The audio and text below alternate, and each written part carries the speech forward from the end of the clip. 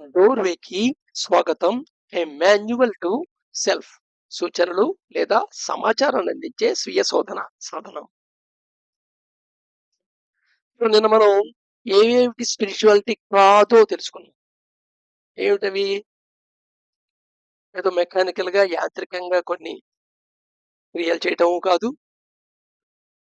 ఎవరో చెప్పారు కాబట్టి ఆ ఓ పదాన్ని పదే పదే పదే పదే వచ్చే వల్లే ఉచ్చరించటం కాదు. ప్రవచనాలు గంట తరబడి వినటము కాదు. యూట్యూబ్ లో ఆధ్యాత్మిక వీడియోలు చూడటం కాదు. ఏదో 10 నిమిషాలకి గుడికెళ్ళావు, ఆశ్రమానికి వెళ్ళావు, అక్కడ ప్రశాంతత ఓ 10 నిమిషాలు ఫీల్ అయ్యావు, అది కాదు. ఎందుకంటే కరెక్ట్‌గా చూస్తే వీటికి వెనకాల ఇంటెన్స్ డిజైర్ అంటూ నీకేది ఉండదు. ఒకవేళ బలాని కోరిక తీర్చడం కోసం, బలాని కోరిక కోసం అని వీటిలో ఏదైనా నువ్వు చేసావనుకో, ఆ కోరిక మీద ఉన్న ఇంటెన్సిటీతో ఈ వర్క్ చేస్తావు. డిజైర్ ఇవి చేయాలని వర్క్ కాదు. కోరిక మీద ఇంటెన్సిటీ. సో అప్పుడు ఏం జరుగుతుందక్కడ? ఇన్వర్డ్ పుల్అప్ తీసుకోవాల్సిన డిజైర్ అవుట్వర్డ్ డైరెక్షన్ లో పుల్అప్ అయ్యే డిజైర్ కింద నువ్వు కన్వర్ట్ చేసి యాక్షన్ చేస్తున్నావు అనమాట. So therefore in any case transformation రాదు. అంటే కంక్లూజన్స్ కి వెళ్తావు. అయితే యోగా చేయకపోతున్నాయి, ఏ మంత్రం చాంటింగ్ చేయక్కర్లేదు, సత్సంగాలు వినక్కర్లేదు, యూట్యూబ్ వీడియోలు చూడక్కర్లా, వీడియోలు చూడలేదు, స్పిరిచువల్ గురించి మాట్లాడుతున్నాడు కాబట్టి వీడియోలు కూడా చూడక్కర్లేదు, గుడికి వెళ్ళక్కర్లేదు, ఆశ్రమానికి వెళ్ళక్కర్లేదు, ఇక్కడ ఎక్స్పీరియన్స్ పొందవలసిన అవసరం లేదు. ఇలా కంక్లూషన్స్ వెళ్తూ ఇవన్నీ మంచివే, ఆల్ ఆర్ గుడ్. కాబట్టి ఇనిషియల్ స్టెప్స్ అనుకోండి, ఇవి మొదటి స్టెప్లు ఇవి. దేనికోసం మనకు వస్తాయి? To get motivated. ఈ స్పిరిచువల్ జర్నీ ప్రయాణం చేయడానికి ఒక మోటివ్ కింద పనిచేస్తాయి. సో మోటివ్, సో ప్రేరణ అంటూ ఉండాలి కదా. సో ఆ ప్రేరణ ఉంటేనే అవుతుంది డిజైర్ బర్న్ అవుతుంది. డిజైర్ ఎప్పుడు ఫామ్ అవుతుంది? పర్సనల్ ఒక ఇంపల్స్ వచ్చి నీ ఐడెంటికల్ మెమరీ ప్యాటర్న్స్ కనుక ఉన్నట్టయితే ఈ రెండింటి మధ్య రాపిడి క్రియేట్ అయితే ఒక స్పార్క్ ఫామ్ అయితే ఆ స్పార్క్ తగలటానికి, బర్న్ అవ్వటానికి, మంట కింద మారటానికి, మండటానికి ఒక మెటీరియల్ ఉండాలి. వచ్చే మెటీరియల్, ఆ మెటీరియల్ మోటివ్. ఇలా మోటివేట్ అవడానికి ఉపయోగపడతాయి. అదే కల్చరల్ ప్రాక్టీస్ కంటిన్యూ చేయడానికి ఉపయోగపడతాయి. ప్రైమరీ థింగ్స్ కింద ఉపయోగపడతాయి. Help to develop interest. So ఈ ఆధ్యాత్మిక మార్గం వైపు ఇంట్రెస్ట్ డెవలప్ చేయడానికి ఇంకా ఉపయోగపడతాయి. అండ్ వాసనాస్ క్రియేట్ చేసే ఛాన్స్ ఉంటుంది. సో ఎప్పుడైతే నువ్వు ఇవి చేస్తున్నావో, ఏవైతే నువ్వు స్పిరిచువాలిటీ కాదు అని చెప్పావే అవి చేస్తుంటే వాసనాస్ క్రియేట్ అవుతాయి, అంతవరకే. అందుకని ట్రాన్స్ఫర్మేషన్ తీసుకురావు. But intense desire is not generated by them. వీటి ద్వారా ఇంటెన్స్ డిజైర్ మటుకు జనరేట్ చేయబడదు. So cannot bring long lasting transformation. అందుకోసమని శాశ్వతంగా ఉంటే పరివర్తన జరగదు. మార్పు గురి అవుతుందేమో. మార్పు రావటం వేరు, పరివర్తన వేరు. మార్పు అనేది ఒక టెంపరరీ. పరివర్తన అంటే పూర్తిగా సమూలంగా మారిపోవటం. అసలు ముందు స్థితికి ఇప్పుడు స్థితికి అసలు సిమిలారిటీస్ లోపించటం. సో ఏంటి స్పిరిచువాలిటీ అంటే? స్పిరిచువాలిటీలో బ్రేకింగ్ ద ఓల్డ్ హ్యాబిట్స్ అనేది ఒక కాంపోనెంట్.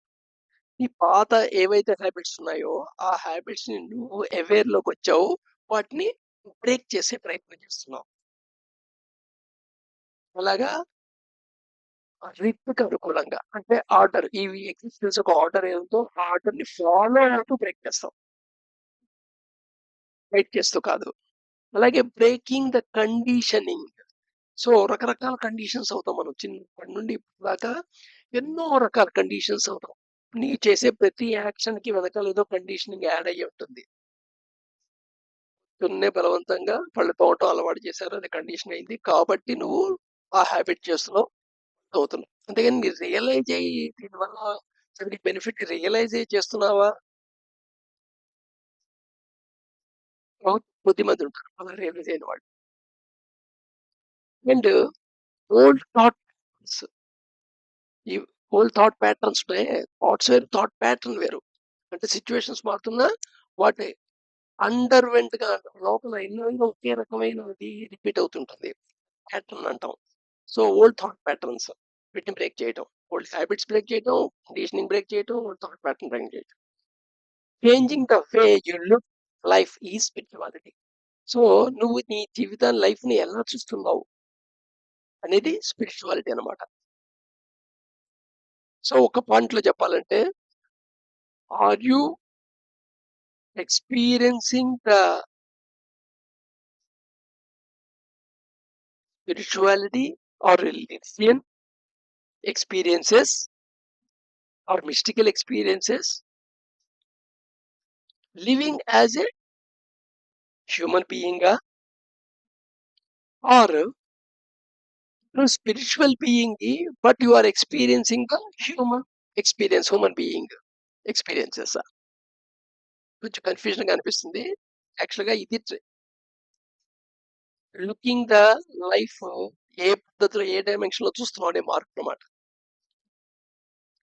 నువ్వు హ్యూమన్ బీయింగ్ వా లేదా స్పిరిచువల్ బీయింగ్ వా హ్యూమన్ బీయింగ్ అయ్యుండి స్పిరిచువల్ ఎక్స్పీరియన్సెస్ పొందడానికి ప్రయత్నం చేస్తున్నావా లేదా స్పిరిచువల్ బీయింగ్ అయ్యి ఆ లైఫ్ లీడ్ చేస్తూ హ్యూమన్ ఎక్స్పీరియన్సెస్ పొందుతున్నావా ఈ రెంటికి చాలా తేడా ఉంది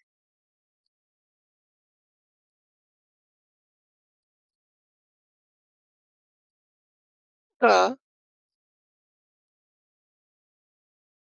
సెటిల్ కేసు తీసుకుందాం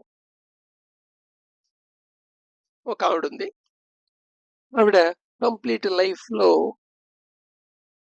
అన్ని విషయాల్లో ప్రతి విషయంలోనూ తన ఫ్యామిలీ కోసమే పాటుపడింది తన ఫ్యామిలీ అభివృద్ధి కోసం పాటుపడింది మన ఫ్యామిలీలో ఉండే ప్రతి మెంబర్ యొక్క డెవలప్మెంట్ కోసం పాటుపడింది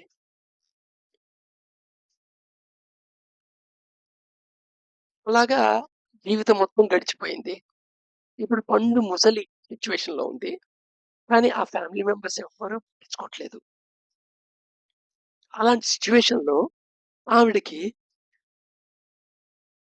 ఈ ప్రపంచం గురించి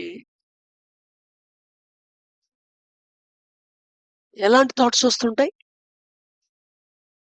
obvious ways to see the situation ఎలా ఉంటుంది ఆ సిచ్యువేషన్ ని సాధారణంగా అందరూ చూసేట్టుగా ఎలా చూస్తుంటారు పీపుల్స్ ఆర్ సెల్ఫిష్ అందరూ నా కుటుంబం వాళ్ళు అయితే ఏంటి ప్రపంచం ఏంటి ప్రపంచంలో ఉన్న మనుషులందరూ సెల్ఫిష్ గా కనబడతారు కదా అలాగే no one values what I did or me నేను చేసిన దానికి అసలు వాల్యూ ఏం లేదు చేసిన దానికి దాన్ని వాల్యూ చేయట్లేదు సామాన్యంగా ఇక్కడ ప్రతి మనిషికి ఈ ఫేజ్ లోకి వెళ్తాడు ఓల్డ్ ఏజ్ లో ఈ ఫేజ్ లోకి ఉంటాడు తన సొంత ఫ్యామిలీ మెంబర్స్ అందరూ కూడా సెల్ఫిష్ గా కనబడుతుంటారు మనకి విలువ ఇవ్వనట్టుగా కనబడుతుంటారు ఏజ్ పెరుగుతున్న కొద్దీ వాళ్ళు వర్క్ అయిపోయింది after their work is done ఏం వాళ్ళు ఇవ్వట్లేదు కదా వర్క్ కోసం ఏదో ఆ టైంలో విలువ ఇచ్చినట్టుగా ఉంది కానీ అసలు నన్ను మర్చిపోయారు అందరూ ఫర్గాట్ ఇలాగే ఆలోచిస్తుంటారు ఓల్డ్ ఏజ్ లో జనరల్గా నేను ఇంత చేశాను అంత చేశాను కానీ నేను అనుకున్నది అప్రూవల్ రాలేదు నేను అనుకున్న రికగ్నైజేషన్ రాలేదు ఫ్యామిలీ మెంబర్సే అఫిలియేషన్ ఇవ్వలేదు అనే సిచ్యువేషన్ లో ఈ ప్రపంచం అంతా స్వార్థపూరితంగా కనబడుతుంది ఎవరు నీకు విలువ ఇస్తున్నట్టుగా కనబడుతూ జస్ట్ పని కోసం అని రిలేషన్స్ లా కనబడుతుంటాయి అందరూ నిన్ను మర్చిపోయి ఎవడ బతుకులు వాడు బతుకుతున్నట్టుగా ఉంటుంది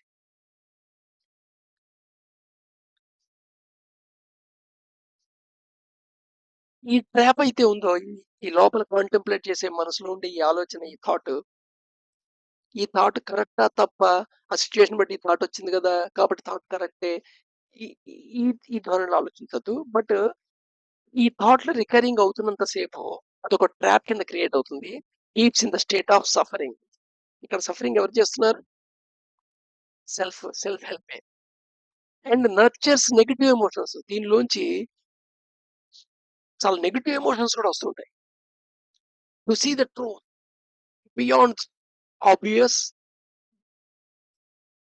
అండ్ నిజమైన మన మామూలుగా ఆబ్వియస్ గా కనబడే దానికంటే పై పైన కనబడే దానికంటే నిజమైన సత్యం చూడాలి అంటే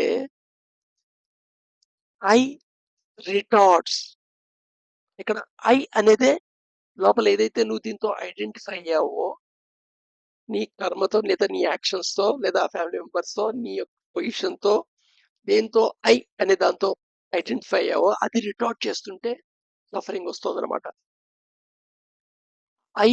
రిటార్ట్ చేస్తోంది అండ్ గోస్ అగైన్స్ట్ ఎవ్రీథింగ్. అంతవరకు నువ్వు అర్థం చేసుకున్న so far we are understanding ఉందే ఆ మొత్తానికి వ్యతిరేకంగా రిటార్ట్ చేస్తూ ఉంటుంది.